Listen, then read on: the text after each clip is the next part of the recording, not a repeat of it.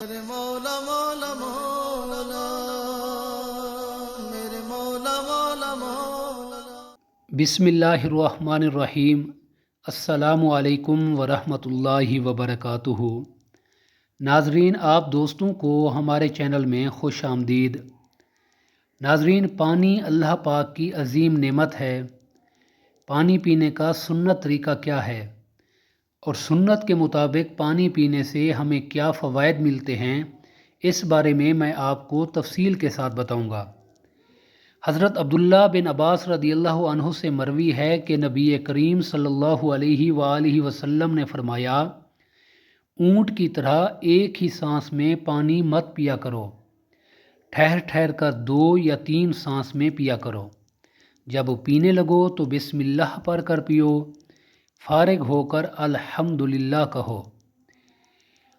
پانی بیٹھ کر اجالے میں دیکھ کر سیدھے ہاتھ سے بسم اللہ پڑھ کر 3 سانس میں پینا چاہیے، اور سانس اس طرح لینی چاہیے کہ ہر مرتبہ گلاس منہ سے ہٹا کر سانس لیں۔ اس طرح پینے سے پیاس بھی بجھ جاتی ہے۔ بڑے بڑے گھونٹ نہیں پینے چاہیے۔ جب پی لیں تو الحمدللہ کہیں۔ نبی کریم صلی اللہ علیہ وآلہ وسلم 3 سانس میں پانی پیا کرتے تھے۔ اس کی حکمت خود ہی یوں ارشاد فرمائی، اس طرح پانی پینے میں زیادہ سیرابی ہوتی ہے اور صحت کے لیے مفید اور خوشگوار بھی ہے۔ سائنسی نقطہ نظر سے جدید سائنسی تحقیق کے مطابق کھڑے ہو کر اور ایک سانس میں پانی پینے سے جسم میں پانی جلد جذب ہو جاتا ہے، جس کی وجہ سے گردوں پر گہرا اثر پڑتا ہے اور جسم کے تمام حصوں پر ورم یعنی سوزش کا خطرہ بڑھ جاتا ہے۔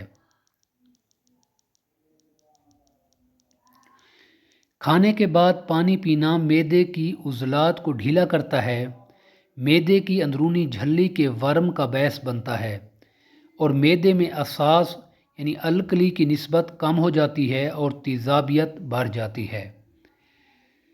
تو ناظرین، کوشش کریں کہ سنت کے مطابق بیٹھ کر اور 3 سانس میں پانی پئیں تاکہ ہمیں اس سے دینی اور دنیاوی اور اخروی فوائد حاصل ہوں۔